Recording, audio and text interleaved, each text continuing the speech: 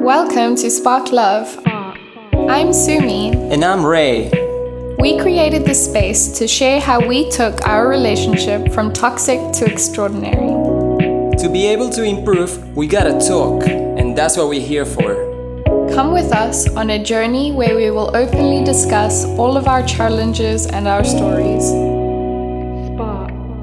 This is Spark Love. All right. And welcome to episode number 4 of Spark Love.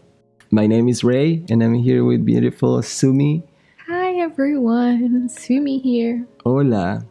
Today's episode is about intimate conversations. Whatever it means to us, you're going to find out about. And we'll be discussing how to make it less scary to take the first step.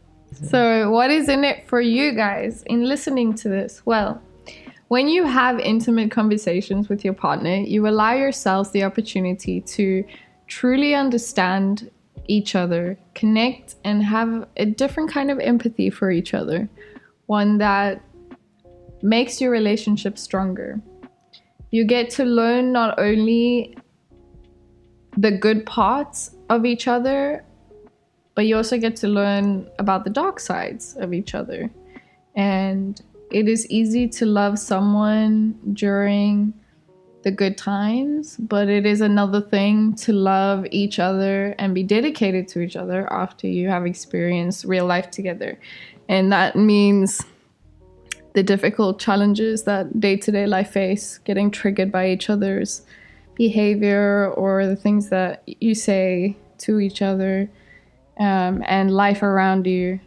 Real life, not the see each other once a week for a couple of hours and be the best version of yourself in that time. And it's a completely different experience to be with someone in the real things, in the real aspects of life, what a real relationship is,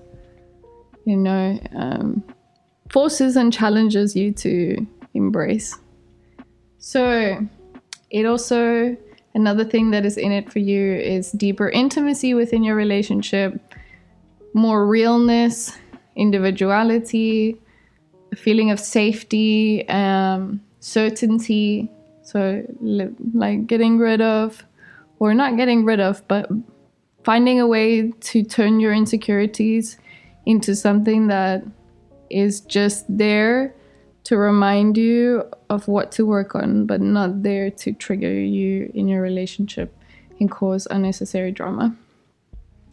And also that feeling of being grounded, like being certain in like you are in the right position, being with this person, you are both doing the work to be better, or you're improving, and that certainty, that grounding, that this person is dedicated to life with you through the ups and the downs, the dark and the light, and not so fun times and the super fun times.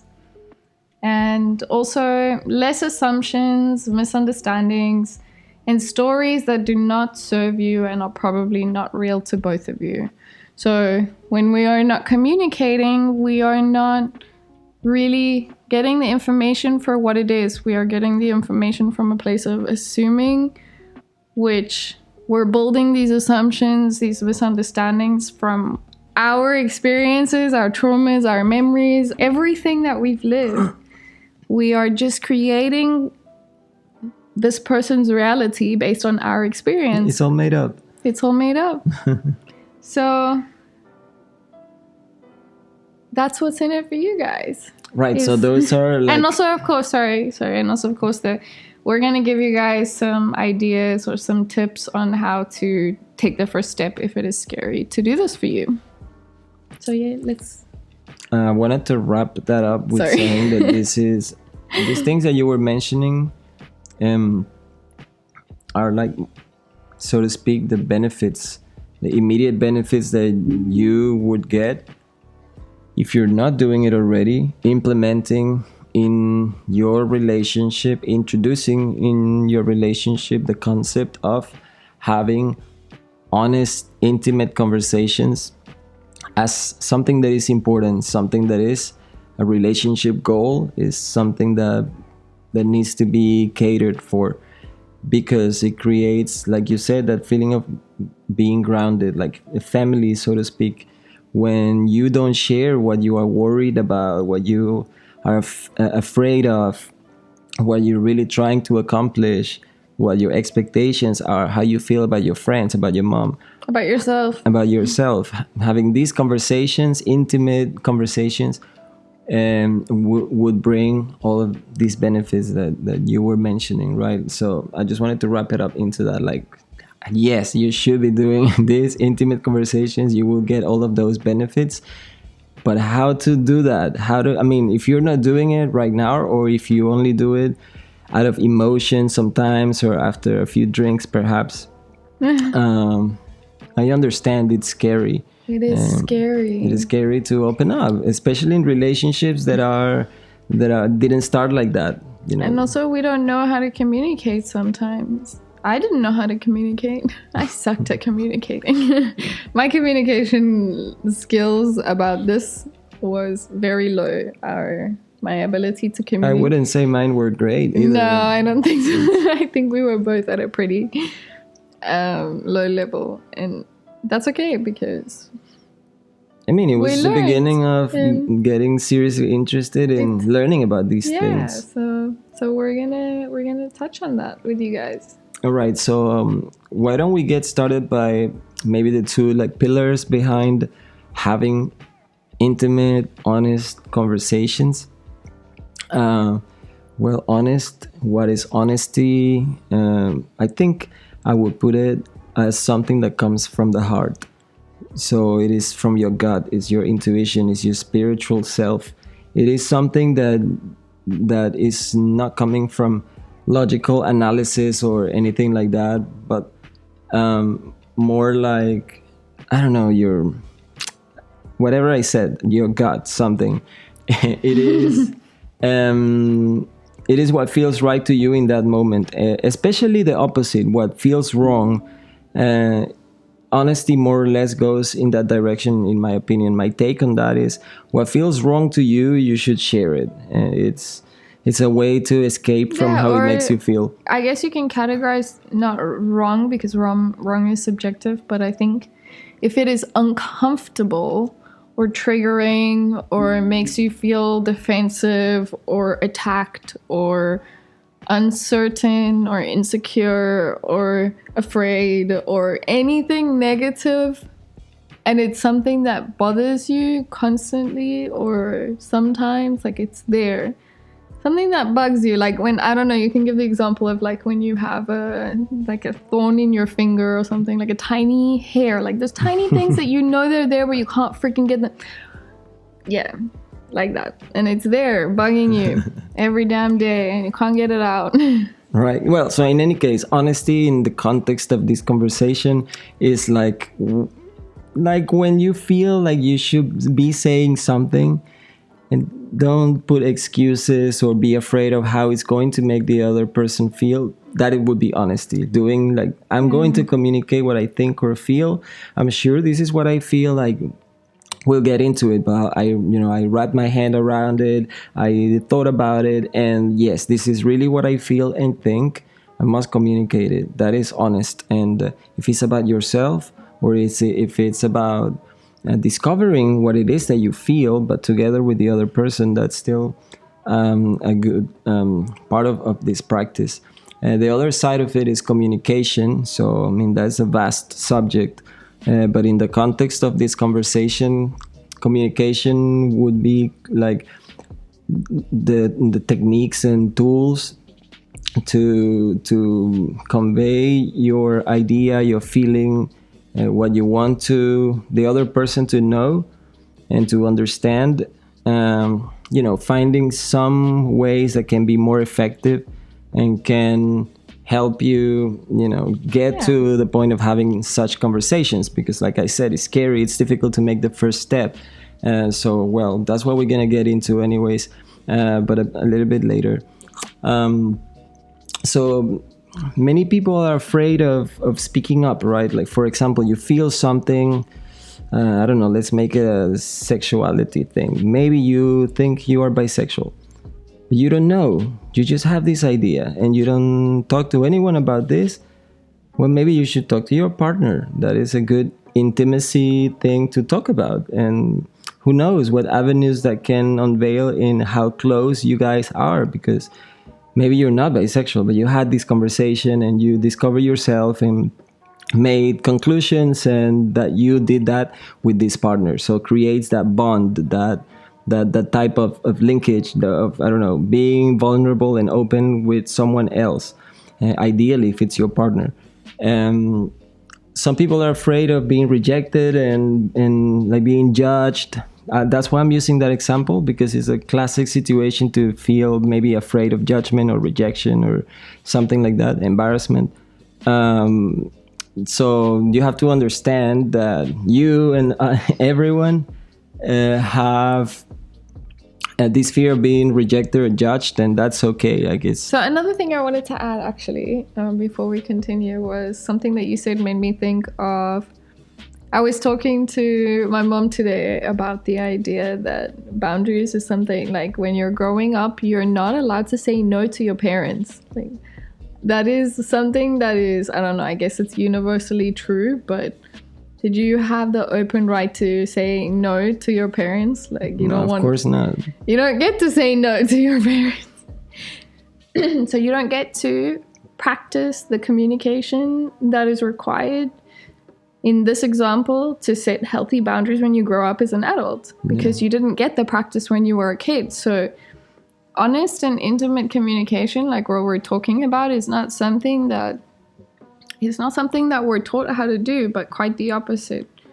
We're kind of taught to put our communication in a box of what is accepted and not offensive and not, too honest. Like, I also remember things growing up, like, don't tell people your problems and don't be open with people about things. People don't need to know those kind of things. Like a very big show of be this kind of person to other people and don't talk about the real things. That's not stuff you talk to others about. So I just wanted to add that, because that's... Yeah, we don't learn this in school or... No. Come on, guys, we have some subjects that just make no freaking sense in school. Why not? How to communicate well. Okay, so let's continue. So good communication is also a very important part of healing.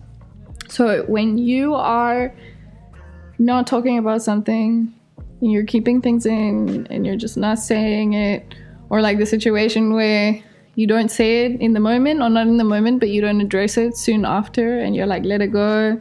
And then 1 week goes by and you forget about it. And then a year goes by, and then like 5 years later, you're like, oh shit, remember that time? And you explode and you get super upset.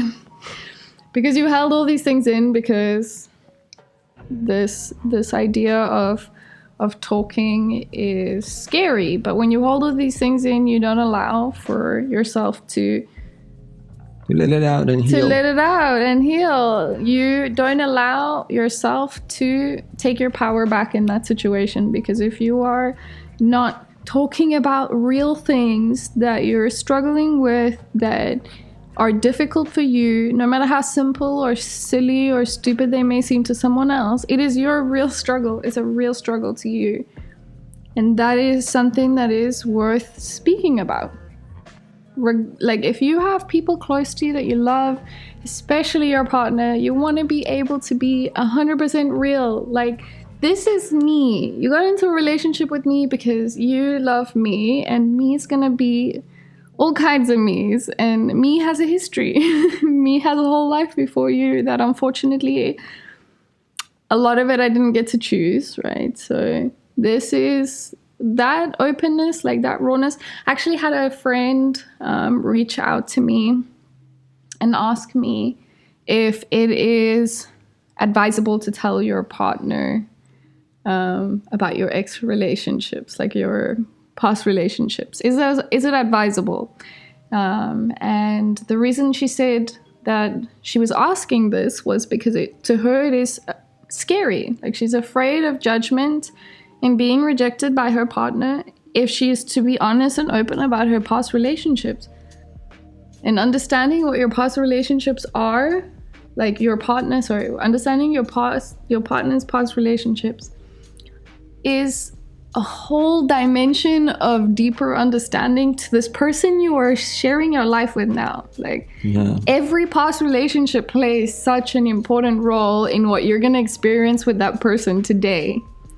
So if you are openly talking about these things and discussing what your pains are, your fears are, your insecurities are, and being vulnerable. Being vulnerable, that's the word. There we go. So communication is an important part of healing, because you are taking away the power that it has over you when it stays in your mind or stays inside of you. For me, for example, talking about something, especially a troubling idea, it's a very effective way to give those maybe troubling thoughts shape and make sense and turn into a solution rather than a problem. Yeah, and change. Just talking about it, especially maybe making some notes, but yeah. And then from what you're saying as well, to then be able to observe, to have the self-awareness. Because if you cannot, there's one thing to have a conversation in your mind with yourself if you are someone who has conversations. Like, if you can hear a voice in your mind. I know not all of us can. But there's some internal dialogue. So if you are an overthinker or you think a lot, it has so much power over you in your mind, and you get there's so many things coming to you from so many different angles. I know, because I am an overthinker, so I'm just literally saying what happens to me. When everything's in my mind, I cannot be clear. I cannot be objective about it. I cannot remove my emotions as much. I can now a little bit more than before, but just because of practice. But for the most part, to write it down is always the best way, because now it is on a piece of paper and you can look at it subjectively a bit later when you're feeling better. And it's like you're writing a letter to your future self. Write a letter to your future self, even if the future self is 1 hour from now or 5 hours from now or the next day. And just remind yourself that it's probably a different version of you, right? All emotional and this is not fair. Observe and gain the self-awareness to say, this is what happens when I get triggered, or when my partner does this, or how I feel, how my insecurities are affecting me. So this is like a potential argument starter, right? It has that potential, but that doesn't mean anything bad. Arguments, I think, mostly happen because of not having communication tools and practice at it. And actually, the importance, this is something that we should discuss, is the importance of effective communication versus reactive victim mindseted, passive aggressive, blaming. Yeah, just all the more conflictive approaches to communication. So it's one thing to say, okay, communicate openly and honestly to your partner, but if you're going to go to them and say, hey, I'm angry because you did this and this and this and this to me, how dare you? It's not going to go very well. And that's not going to start an intimate conversation. That is not what that's not what the outcome is that we want. So before you go into this conversation, think about what the outcome is, which is obviously for it to be a warm, loving, safe, intimate space in which you remove the blame, remove the idea that you're the victim in the relationship, take on the idea that there is, I love this concept. I learned this from Alexi Panos and Prison Smiles, two of our favorite people in the personal development industry. And in one of their books, they talk about radical responsibility and how the 50-50 is not is a terrible ratio. 50-50. That's like you're giving, both of you are only giving half of yourselves to each other. Like you're only giving half effort in that relationship. So why not 100%? 100%, 100%. You are both 100% responsible for your side of things. The relationship is not made out of your 50 and my 50. It is. It is made out of your 100 in that relationship and my 100 in that relationship. So it adds to 200%. 200%.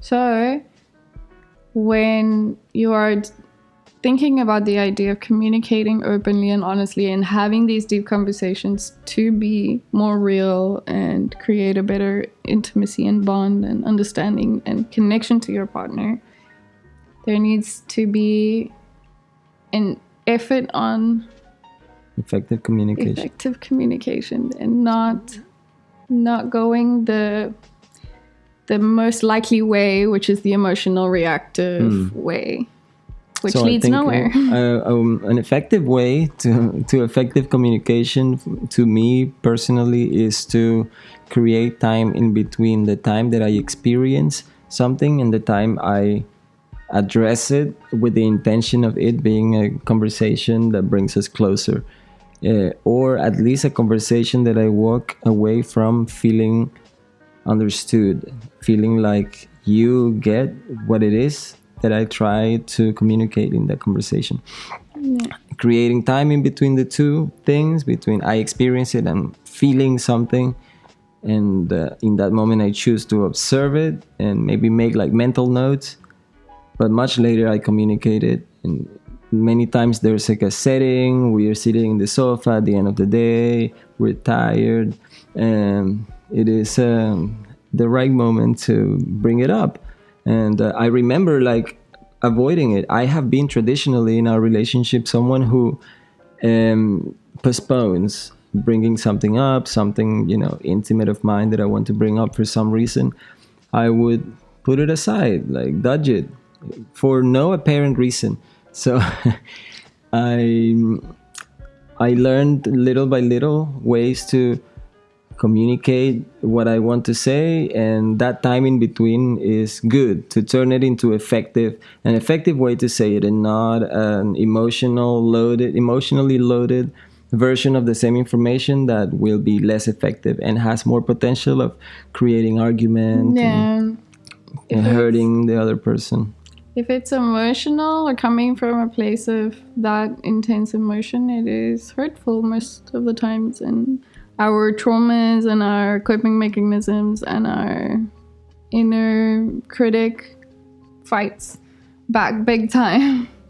So yeah, and fighting is okay. Like we were saying, like Ray was saying, this is gonna have the potential to bring up arguments and fights because you guys have different opinions or different ways of seeing things, or different difficulty opening up and being honest, or difficulty communicating. Like there's so many potentials. Like we had so many difficulties in the beginning. I struggled.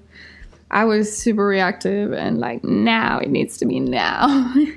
and make everything worse. I still do that from time to time. But like I would inflate things and make it sound like 100 times worse than what it really is. And so you mean so what you're saying is... so what you're saying is... Yeah, that's a classic.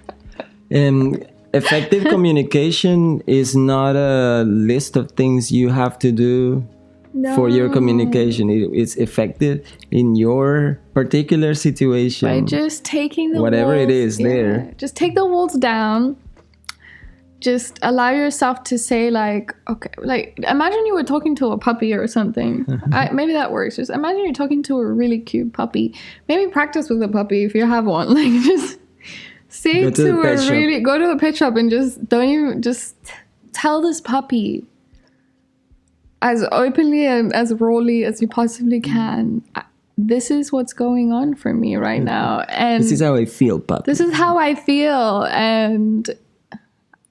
And it's just about me. And just talk about yourself, because that's what this is about. Open communication and having this kind of situation is about yourself. So to be able to be open and honest with yourself, to be open and honest with your partner and to have these intimate, real conversations, you first need to be honest with yourself to be able to say, this is what I actually need to communicate. Because without that self-conversation and asking those questions to yourself and diving deep with yourself, because people can only meet us as deeply as what they've met themselves. So it is important for us to meet ourselves first so that we can communicate that openly and honestly and from a place of, this is me. There's a TED Talk that we once watched about, it's called Big Talk.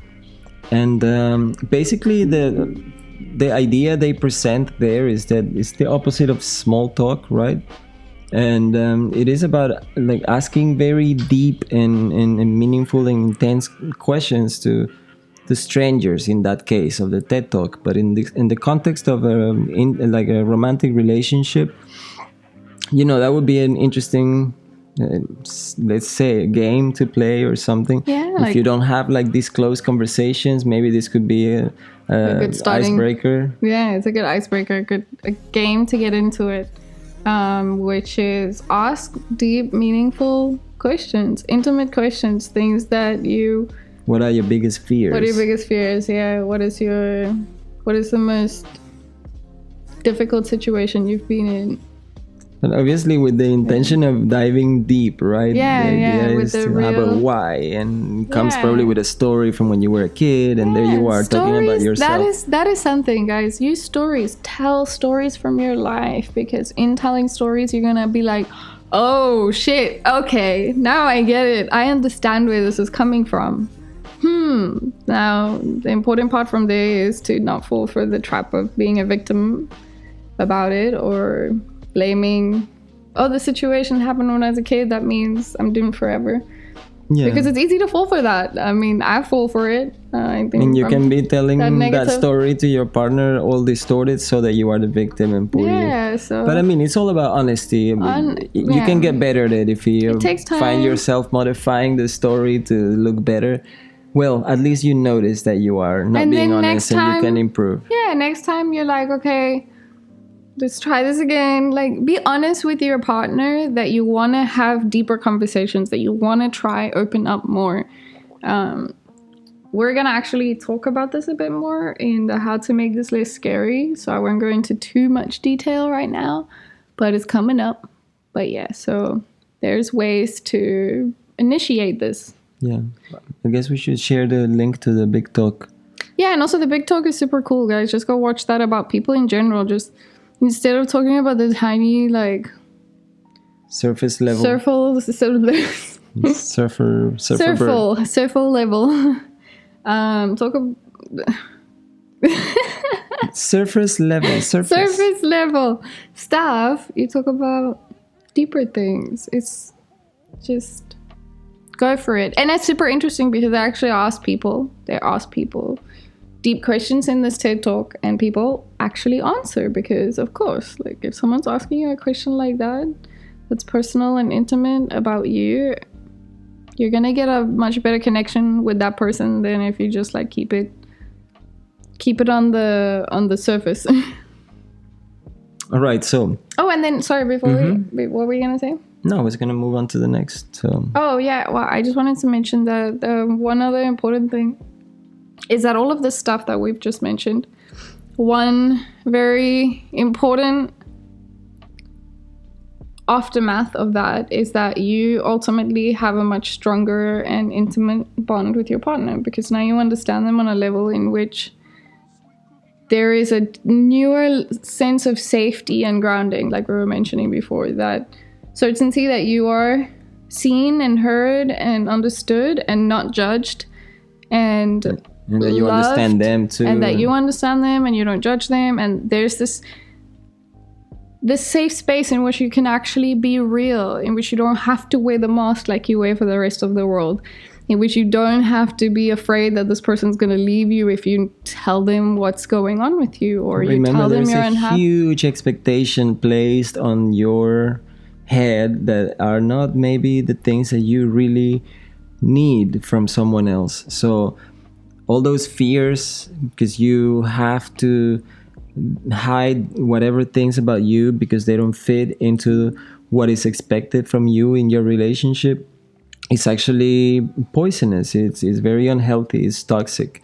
And the opposite is to be yourself, which requires you to figure yourself out, ask yourself questions, think when you are alone, like spend some time thinking and wondering things, figure it out, communicate it to your partner, right? Make sure they know how you feel, how you think, what are your priorities, what are your views. Communicate, because it's the only way to truly connect, to truly, move forward and deal with the the tsunamis of life, or the little things as well. And there's always going to be things, like it's inevitable. If you want to be with a person for a long time, or you want to be, by long time I mean until you're old and gray, like the cute corny movies. Or you want to be with many people but for long periods of time each or something, you're still going to have many experiences, many challenging experiences. We all still face these until the day we die. We will face difficult challenges, and to have someone with you that you can actually be a team, like that's the cool thing. I always laugh about this because we have, over the last 6 years of learning all of the stuff that we're sharing with you guys on the podcast, we have created a flow in our relationship that is, we are such a good team. Like, we make a good team in things, regardless of how challenging, or we make a very good team. And well, it must be so grateful. Must be owed to communication for a big chunk, because it has like a little magic to it. Like when you dance with someone and it just magically works, it has that. But it also has a lot of realizing, oh, if I say this, it's going to trigger this reaction, and then it's going to turn into an argument. I don't like to argue. Next time I'm gonna try and remember not to say this, and then I would say it again. And years go by, and the one time I was gonna say and I didn't. I caught myself and didn't say it, and it didn't turn into an argument. So we're talking about little things here over the course of years in which you can get better at, and you know it because from a place of vulnerability and honesty, it was said, listen, when you say this one thing, it hurts me so much, because whatever thing that happened to me in the past. Okay, so let's get to story time in a second. Let's quickly tell you guys, are you okay to move on to to how to make it less scary, so that we can not give you guys like an hour and a half long episode this time, if that's possible. So guys, some things that you can try to make it less scary. The first step, number one, it's important to, like we were saying, you need to figure it out for yourself first. So write it out for yourself.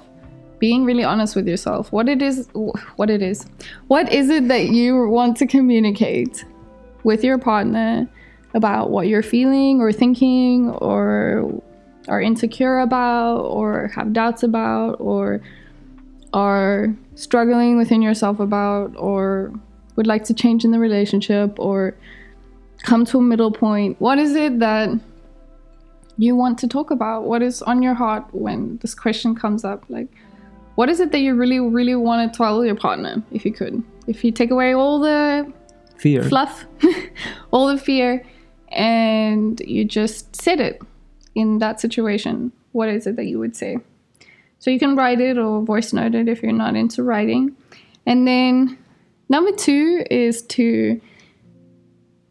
before I tell you what it is if you are talking to someone in person, there is more chance for many couples to start getting into an argument or fighting, or the message not coming through because a lot of defense and the communication is just off. So emotions get the best of you, and you don't get the message out the way that you wanted to get it out anyway. Like, you choke up, or you get lost in arguing about some other topic that's not relevant from 5 years ago. that you didn't talk about 5 years ago, and then remember when we mentioned that it just jumps out of nowhere. There we go.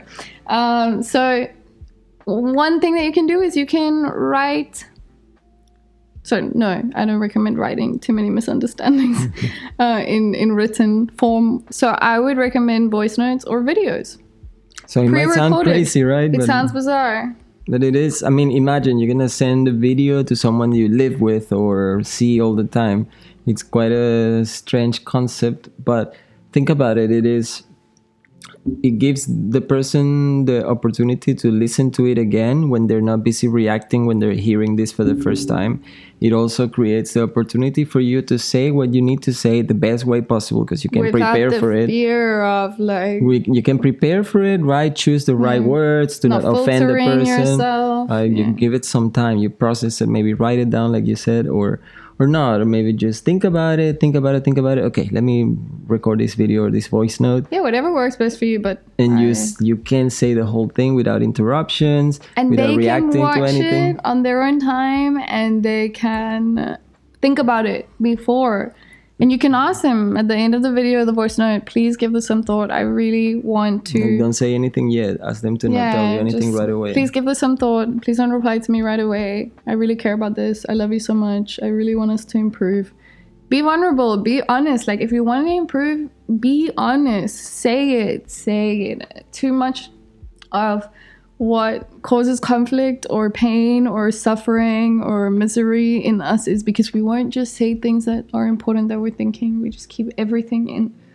So it's important to share this information from a place of these are my feelings. Like, this is me, guys. This is me. And if you like it, I mean, if you like me and you love me as a friend or as a partner, then please understand that this is where I am right now in my journey, and I accept constructive feedback. Really do accept constructive feedback, because that's how you grow. But be honest with your family and your friends. Like, I'm going through this. Maybe right now I don't have the best traits. I'm going through a hard time. Please understand. Like, I'm dealing with something. Something came up for me from my past or whatever it is. Just be honest about it. It's hard. Sometimes we don't want to, so we avoid it. I still avoid it. There's many situations in which I should say something, and I just get distracted and I don't say it because it's easier. It's more comfortable to not say it. Yeah, think about the case of someone who wants to share with their partner how they are hurt with them, very hurt with them about something they did that they don't know they did wrong, or maybe they know. It doesn't matter, but this one person is holding up to their hurt with them and they haven't told them. So this is using this example of, okay, why are you hurt? Like, maybe write it down or try to tell yourself, like, put the idea together, figure out what it is, and then when you want to say this, you have to make a really good effort to not include the blame part. Yeah, right? It doesn't matter. It's just how it made you feel. It's just communicate how you feel and what is your conclusion out of that event, how it made you feel and think. That's all you can do. Communicate about you. Pointing fingers would defeat a little bit the purpose of the... message doesn't really go through because the person is now... The person's going to focus on that. A part of our brain called the reptilian brain will just protect you. That's what it does. It's the part of your brain that protects you from things. So your partner's reptilian brain is gonna be listening to your voice note. Oh no, you didn't. You're blaming me. That's all I'm listening. You're blaming me for your drama. And then it will just be listen to respond. So you will not hear anything, and it will not go through, and it will just be a forever uncomfortable situation of assumption and misunderstanding, and that causes a gap between you and your partner. So moving on to the next one is once you have sent in your video, it is important to share purely how you feel. Like we already explained it.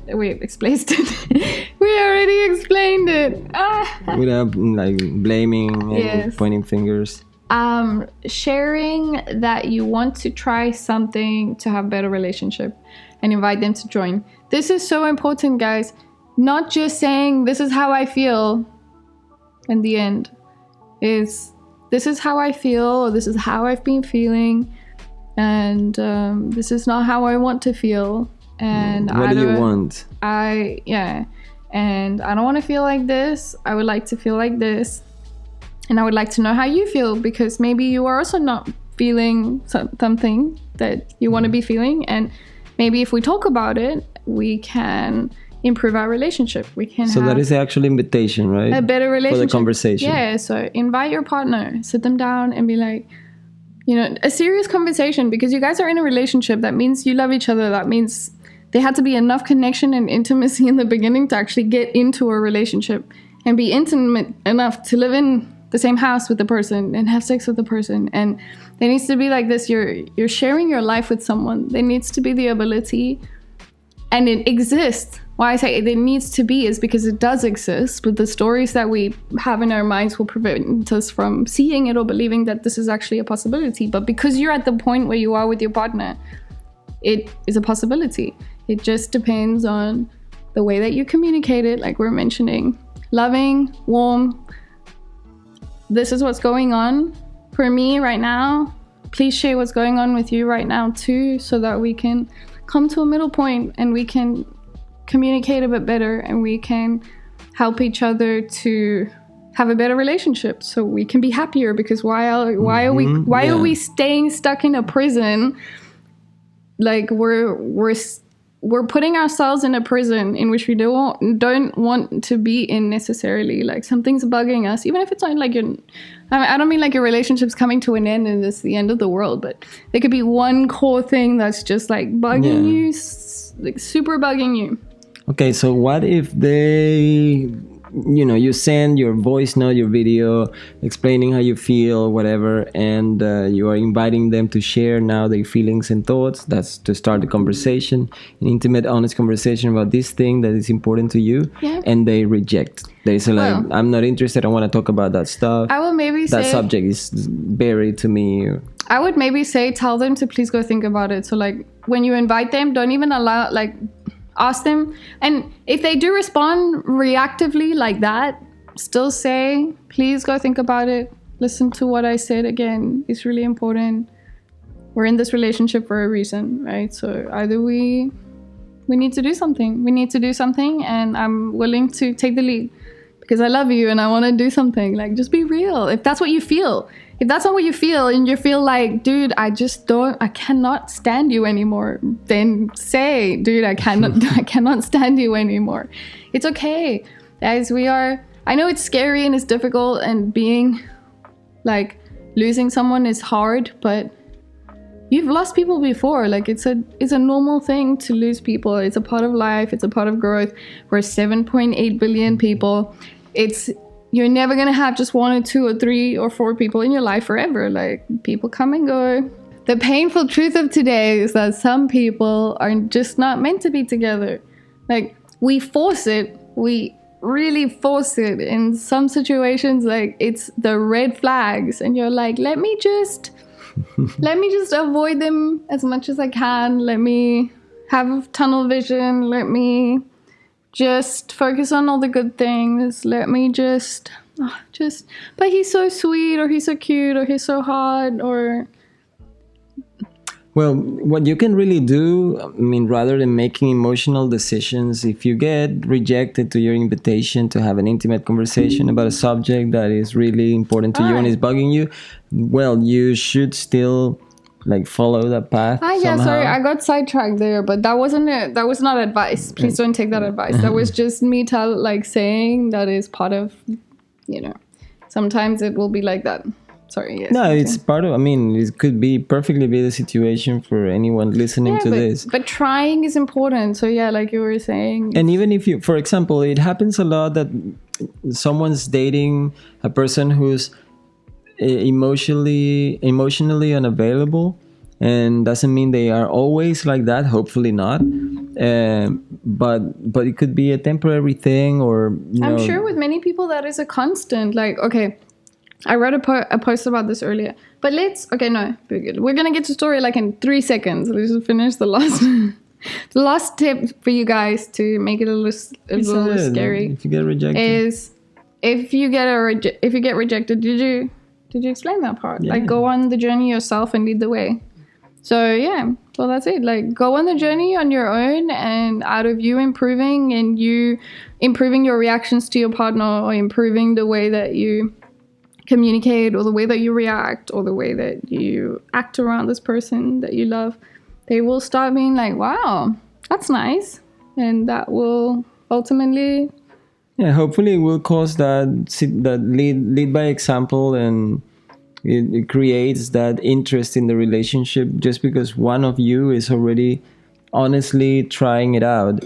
And if not, like I said, at least it clears that you are not making a harsh emotional decision if it means that this person is not the right person for you, because they are not ready to have intimacy at this level of emotional intimacy.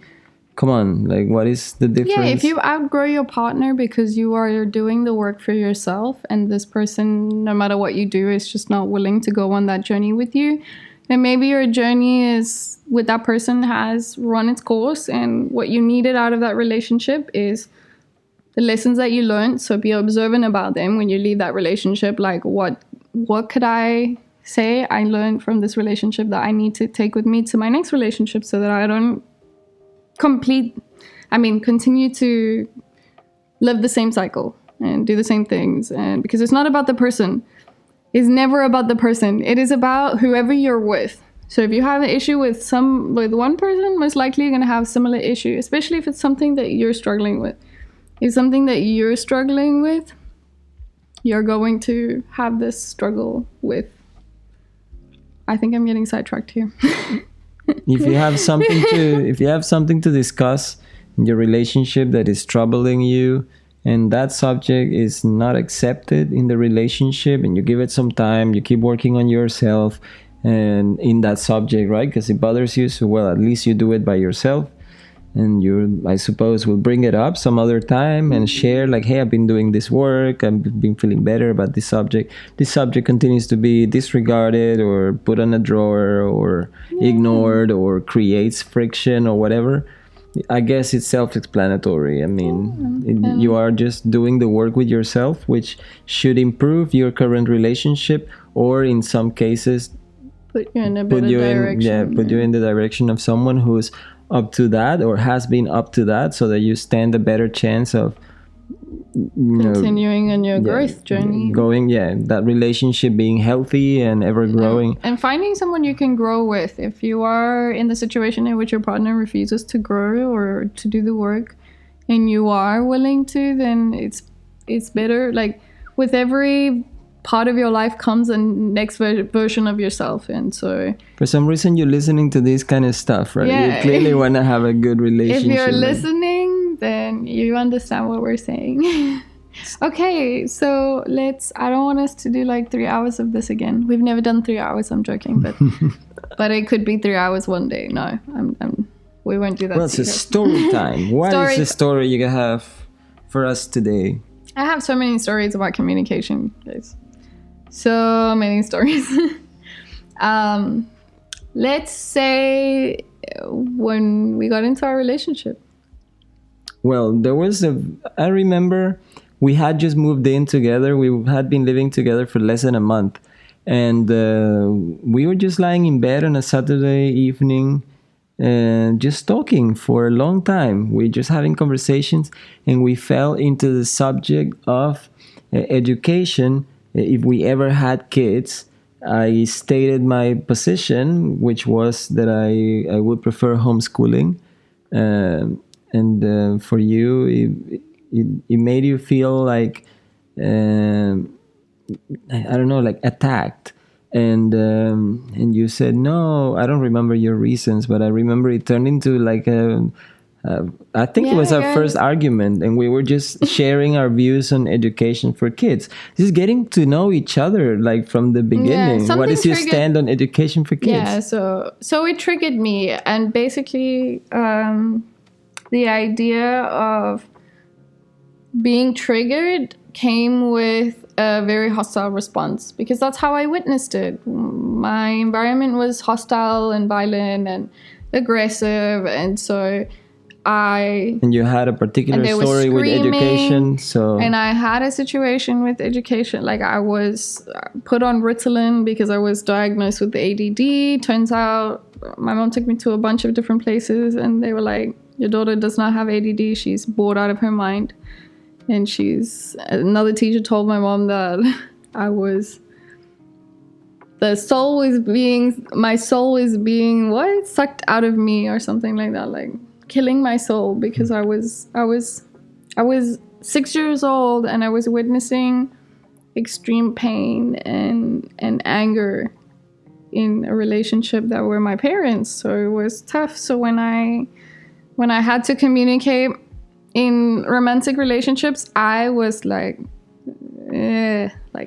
so imagine with teeth. The intention. I don't think there was a specific intention, but we were having that conversation randomly, just talking, discussing subjects. Something of mine. But that happens, and you start learning, right? Little by little, you start figuring out, like the puzzles to this person. Yeah, the Ritalin thing, and I was put behind class because of the same thing, because they thought that when you moved to Thailand, and you had to wait to start the next school year, so you were with younger people in your school. I was always older because I was always older than everyone else in my school. So you have your own in my class, sorry. Your own story with the education experience and the education system, and it was a sensitive subject to you, and boom, it turned into probably our first argument. But it could have been an intimate, warm, honest conversation about how you feel. Turns out you're afraid of certain things, whatever, but you didn't know. I didn't know. We didn't have the communication tools and years probably of experience with the same person trying to communicate more effectively, prevent scenarios like that. So, back in those days, imagine that's almost 6 years ago. And I would always, I think without fail, always, I know no generalizations, but I'm pretty much, I can say always would always... What? What would you always... With the thing that we were saying earlier, that I would always make it... Oh, so this means, guys, the assumptions were unreal. Very frustrating for me. Like I said, A, B, C, and you mean so you mean C, D, and F? And I'm like, no, A, B, C. Where do you get that from? But there is a better language to use. Like you just accidentally mentioned, not generalizing, not exaggerating. Generalizing is not a good thing, because when you drop the always and never, that is like a instant defense. Because can you think of a time in which this person actually... Yes, you can. So always and never is just not it's a triggering set of words. Yeah. I will share one. You did this to me. How dare you do this to me? You don't care about me. This means stories. This means you don't love me. My communication skills were very low compared to what they are. In our relationship today, it is... I have been known to be the very straightforward, very honest, this is how I feel. I'm sorry if it triggers you or if it hurts you, but this is what's going on, and I'm gonna tell you, whether you it's how I am. I had to become like that because I was a very shy person as a kid, and I had no social skills. As a kid, I had no social skills. And actually, my social skills are not the greatest from having a lot of people to have as friends, or I more tend to go towards being around a few people than being around many people intimately, as close friends. Because I was very shy when I was a kid, and so I had to become someone. I had to become someone who, I guess a way to say it is that the technique that your dad used to help you outgrow that shyness was to emphasize this straightforwardness and straightforward. And then I went and I studied NLP, and that was just it helped me understand communication on a different level. It made me see that, many people say or could think that because you speak differently to different types of people, that you are changing who you are and you're not authentic. But understanding that building rapport with another person and making them feel like, this person is like me, this person relates to me and understands me. And there can be a connection no matter how limited the language is, right? I cannot have the same type of conversation that I, for example, can have with Ray than I can maybe someone from Venezuela that's one of his friends that doesn't have the same type of level of English. So I will communicate differently, but it's still a version of me. It's still, like I was listening to this in Mark Manson's one of his videos today, where he was saying like, people are not the same all the time. Like you are a different person with your parents is what you are with your partner, with your grandma, you are with your friends, you are with your boss, you are with your work colleagues, you are with your kids. It's still you. All of it's them just is you. A different version of you, because you cannot be the exact same version all the time. Like it doesn't work. It doesn't make you unauthentic or having a conversation in a way that that person can relate. So another thing about intimate conversations that's important to mention before you go is what helped me was to understand in my journey of struggling so much with communication was to understand that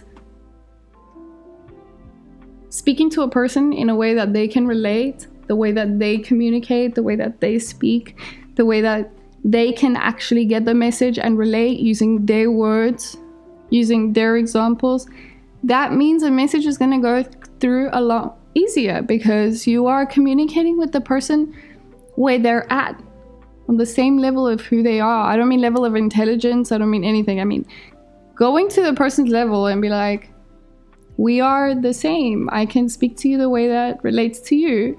And that's a good thing. It's not a bad thing. It is a way of connecting with people so that there's more real intimacy. Like, I understand you, I see you, I accept you. I'm not going to try and speak to you like I speak to everyone, because you're not everyone. You're an individual and you are different. And I'm going to honor you by talking to you in a way that can actually relate to you. Like, use examples that relates to that person, things that you know they like. You know, speak to the things that you know about this person that's important to this person, their values, their, you know, the things that you know about them that are true to who they are. And this might seem like manipulative or something, but these are honestly is communication techniques. Anything in the world can be bad if the person using it is gonna do something bad with it, right? But there's always a good side to it, which is helping the person, helping yourself. As long as it's a win-win situation and it is to communicate and get to a loving outcome, to improve or to walk other directions, whatever it needs to be. Well, I want to share my Yes. personal take on the whole conversation we had and the concept in general. Like I said, I don't come from a place of being very open and very good at communication. I thought I was, and through experiences I realized I was wrong about that, about myself, and not entirely, but I had an overestimation of where I really am when it comes to being open and good at communicating how I feel and think.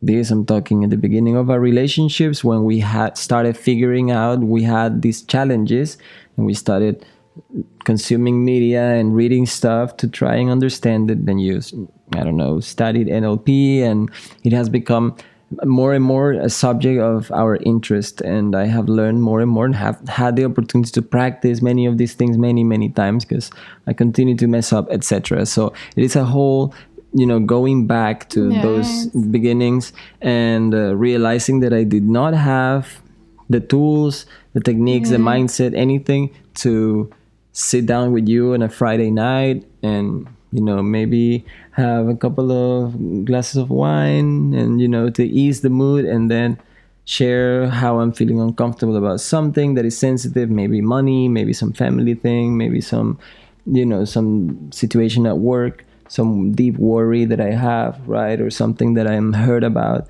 There have been, over the course of, say, for example, the last 3 years or something, there have been like situations that both of us have experienced, a situation that you are thinking about this during the day. You're like, gosh, I need to sit down with Sumi and talk about this because this is relevant. It is present in my day, is bugging me, or I'm very happy about it, or I'm very afraid of it, whatever it is, something about health, whatever. When you live with someone, you experience all sorts of things. And this comes up. And many, many times, many of us will choose not to. You watch TV, go to sleep, and not bring it up, and then forget about it. It's not a good idea. So in my personal experience, my personal take on this subject is that it makes a huge difference in me being someone who struggles to communicate, who struggles to look inside, because I'm always like lost in my own world of computers and music and so many responsibilities and so many interests. So there is so little time to actually question things and pay attention. So having these conversations is what works best for me when it comes to like opening up and sharing things, figure them out together, have some feedback. The other side is that I'm very good at looking within, but I'm also really good at numbing myself. And I'm not good at observing that I'm numbing myself. So when I am not numbing myself, when something happened that knocked me off my path, or, made me realize, hey, you're busy numbing yourself here. You're not talking about what matters.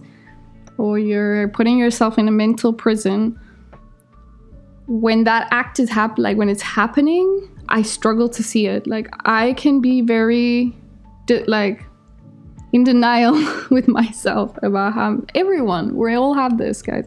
Maybe some of us have improved it, but I think at least at some point in everyone's life, it's always tempting. It's always there.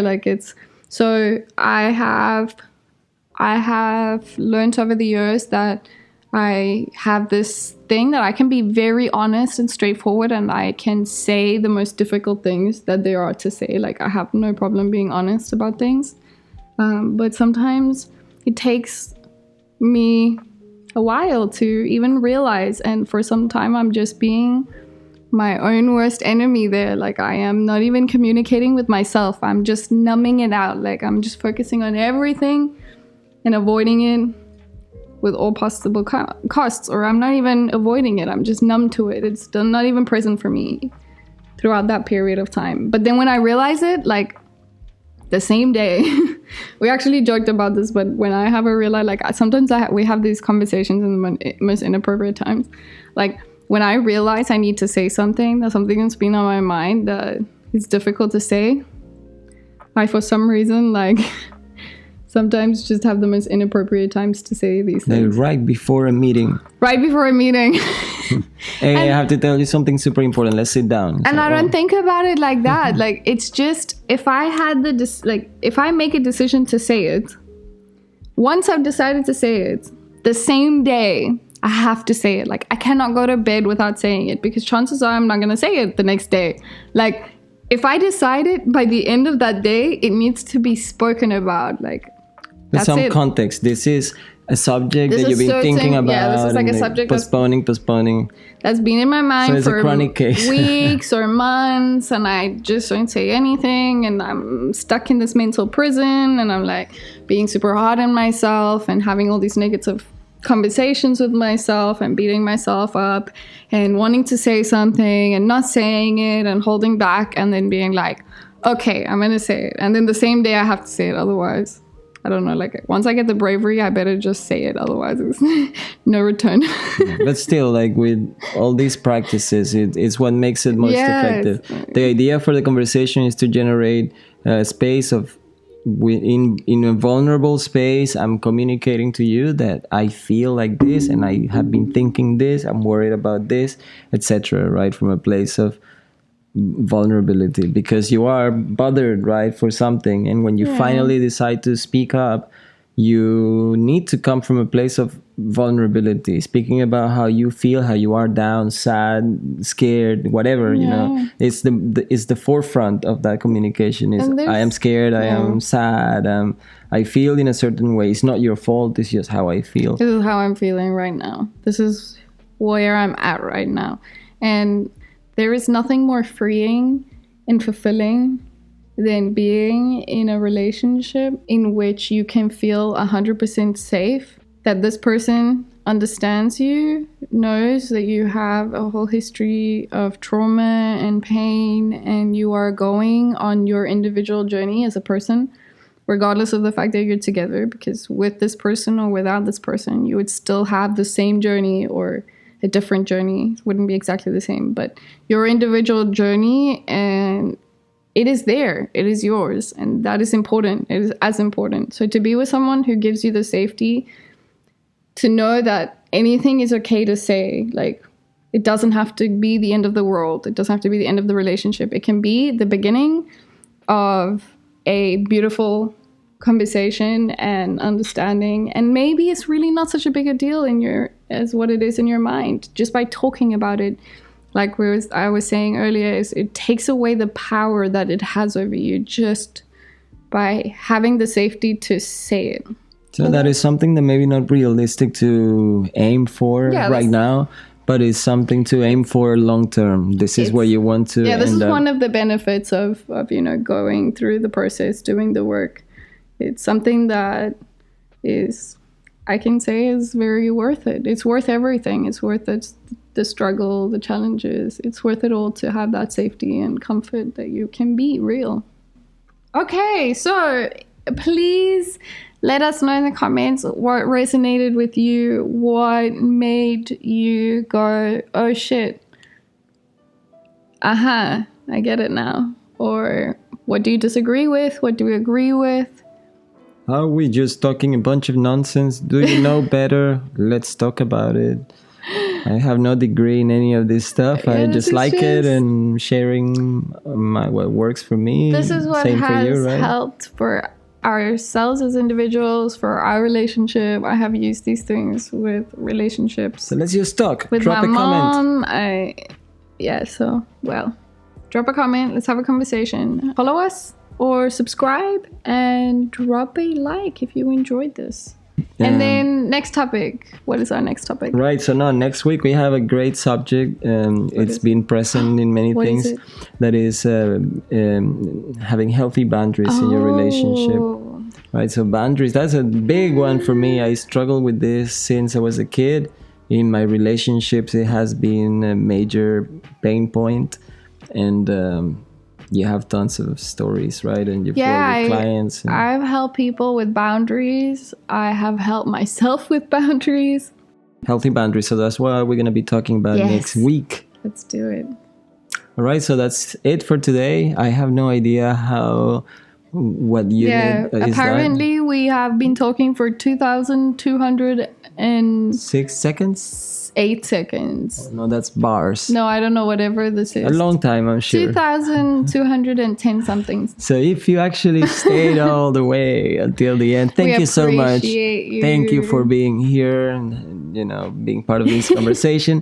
It's really the only objective in this just to speak to you guys. To share it, right? It's so interesting, it's so fulfilling. One of the reasons why we started this had the idea to do this podcast was because we watched we love this guy called Infinite Waters who makes videos, and he always starts it by what has helped me along my journey, and that always resonated with us because it's what helped us along our journey. And we know because we are there are many people out there that have similarities to our stories, our experiences, our struggles, that it can somehow help you guys. Yeah, if it's not what you agree with, at least it will spark that conversation inside of you. Well, what is it that you think and why, and go along the way and figure it out. Yeah, as long as you figure it out for yourself, that's all we hope to achieve here. And of course, if you guys need any support or you want help or you want someone to talk to privately, you guys can reach out to me on my Instagram or my Facebook, and Ray on his Instagram. Drop a comment, leave a message if you need help with something. If you have a personal question you'd like to ask or something, we're here for you. All right, guys, so that's it for today. Thank you so much for being here with us. We will see you next week. Peace. Adios.